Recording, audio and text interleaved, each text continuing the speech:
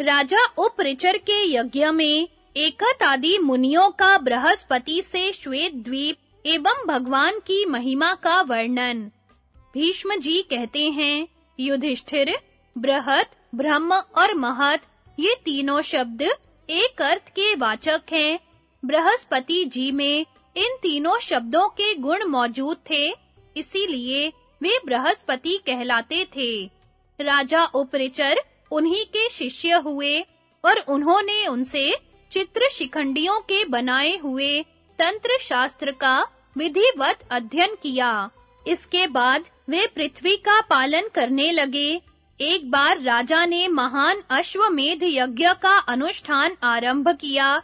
उसमें बृहस्पति जी होता हुए और प्रजापति के 3 पुत्र महर्षि एकत, द्वित और त्रित तथा धनुष, रैभ्य, अर्वावसु, परावसु, मेधातिथि, तांड्य, शांति, वेदशिरा, शालीहोत्र के पिता कपिल आदि, कट, वैशंपायन के बड़े भाई तौतिर, कण्व और देवहोत्र ये 16 ऋषि सदस्य बने। उस महायज्ञ में सब प्रकार की सामग्री एकत्र की गई थी। राजा उपरिचर पवित्र, उदार तथा निष्काम भाव से कर्म में प्रवृत्त हुए थे। जंगल में उत्पन्न हुए पदार्थों से ही उस यज्ञ में देवताओं के भाग कल्पित किए गए थे। उस समय पुराण पुरुष भगवान नारायण ने प्रसन्न होकर राजा को प्रत्यक्ष दर्शन दिया, किंतु दूसरा कोई उन्हें देख न सका। भगवान ने स्वयं अलक्षित रहकर अपने लिए अर्पित पुरोडाश को ग्रहण किया और उसे सूंघकर अपने अधीन कर लिया। इससे बृहस्पति को बड़ा क्रोध हुआ। वे राजा उपरिचर से बोले, राजन, मैंने जो भाग समर्पण किया है, उसे देवता को मेरे सामने प्रत्यक्ष प्रकट होकर ग्रहण करना चाहिए। युधिष्ठिर ने पूछा, पितामह, जब सभी देवताओं ने प्रत्यक्ष दर्शन देकर अपने-अपने भाग ग्रहण किए, तो भगवान विष्णु ने ऐसा क्यों नहीं किया? भीष्म जी कहते हैं, बेटा, जब बृहस्पति जी क्रोध में भर गए, तो राजा उपरिचर और उनके संपूर्ण सदस्य उन्हें प्रसन्न करने की चेष्टा करने लगे। वे शांत भाव से बोले, ब्राह्मण, आपको क्रोध नहीं करना चाहिए। आपने जिनको यह भाग अर्पण किया है, वे भगवान कभी क्रोध नहीं करते। उन्हें हम लोग या आप स्वेच्छा से नहीं देख सकते। जिस पर वे कृपा करते हैं, वही उनका दर्शन पा सकता है। इसके बाद एकत, द्वित, त्रित तथा चित्र शिखंडी नाम वाले ऋषियों ने कहा, बृहस्पति, हम लोग ब्रह्मा जी के मानस पुत्र कहलाते हैं। एक बार अपने कल्याण की इच्छा से हम सबने उत्तर दिशा की यात्रा की। वहां मेरु के उत्तर और क्षीर सागर के किनारे एक पवित्र स्थान है, जहां हम लोगों ने 1000 वर्षों तक काठ की भांति एक पैर से खड़े होकर एकाग्र चित्त से कठोर तपस्या की थी। हमारे मन में एकमात्र यही संकल्प था कि हमें सनातन देवता भगवान नारायण का दर्शन किसी तरह प्राप्त हो जाए। जब हमारा व्रत समाप्त हुआ और हम लोग अभृत स्नान कर चुके, उस समय बड़े गंभीर स्वर में आकाशवाणी हुई, विप्रवरो, तुम लोगों ने प्रसन्न चित्त से भली भांति तप किया है।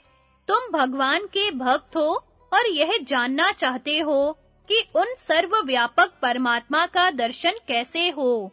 इसका उपाय सुनो। क्षीर समुद्र के उत्तर भाग में अत्यंत प्रकाशमान श्वेत द्वीप है। वहां भगवान नारायण का भजन करने वाले पुरुष रहते हैं, जो चंद्रमा के समान कांतिमान होते हैं। वे स्थूल इंद्रियों से रहित, निराहार और निश्चेष्ट होते हैं। उनके शरीर से मनोहर गंध निकलती रहती है तथा वे भगवान के अनन्य भक्त होते हैं। तुम लोग उस श्वेत द्वीप में ही चले जाओ, वहां भगवान प्रत्यक्ष रूप से दर्शन देते हैं। इस आकाशवाणी को सुनकर हम लोग उसके बताए हुए मार्ग से श्वेत नामक महाद्वीप में पहुंचे उस समय हमारा चित्त भगवान में ही लगा था। हम उनके दर्शन की इच्छा से उत्कंठित हो रहे थे। श्वेत द्वीप में प्रवेश करते ही हमारी आंखों ने जवाब दे दिया। वहां के निवासियों के सामने हमारी दृष्टि ठहर नहीं पाती थी, इसलिए हम वहां किसी पुरुष को नहीं देख सके। तदनंतर देव योग से हमारे हृदय में यह बात स्फुरित हुई कि तपस्या किए बिना हम लोग यहाँ भगवान को सुगमता पूर्वक नहीं देख सकते। यह विचार आते ही हमने फिर 100 वर्षों तक बड़ी भारी तपस्या की। उसके पूर्ण होने पर हमें वहां रहने वाले पुरुषों के दर्शन हुए, जो चंद्रमा के समान गौर और सभी शुभ लक्षणों से संपन्न थे। वे प्रतिदिन ईशान कोण की ओर मुंह करके हाथ जोड़े ब्रह्म का मानस जप करते थे। उनकी इस एकाग्रता से भगवान को बड़ी प्रसन्नता होती थी।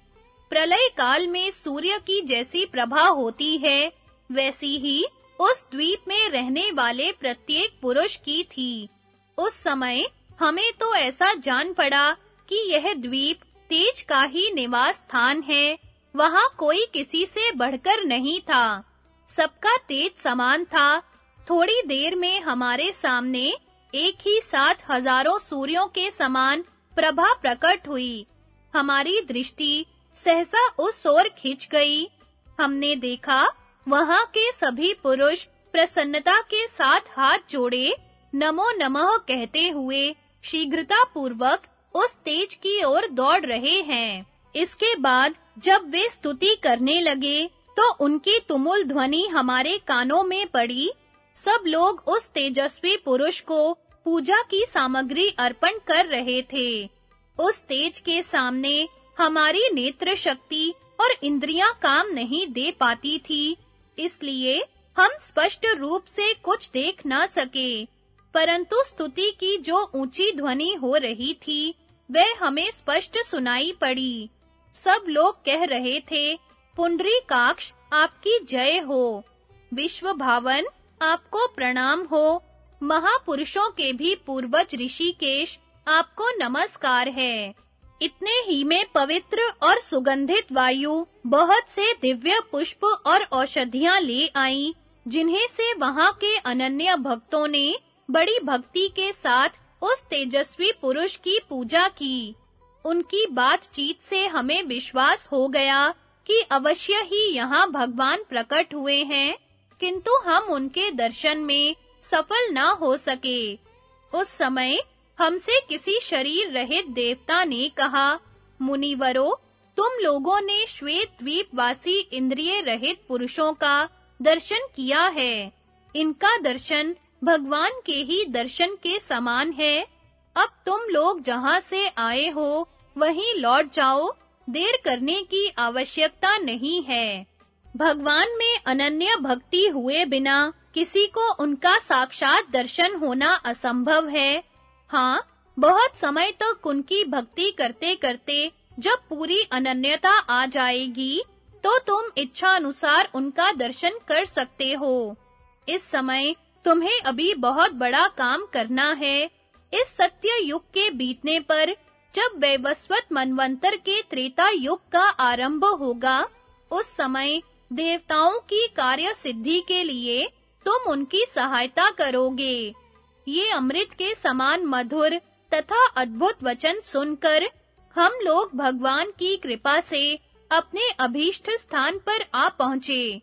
बृहस्पति, इस प्रकार हमने बड़ी भारी तपस्या की, हव्य कव्यों के द्वारा भगवान का पूजन भी किया, तो भी हमें उनका दर्शन न मिल सका। फिर तुम कैसे अपने को उनके दर्शन का अधिकारी मानते हो? भगवान नारायण सबसे महान देवता हैं।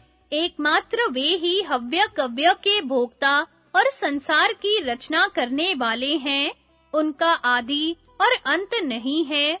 उन अव्यक्त परमेश्वर की देवता और दानव भी पूजा करते हैं।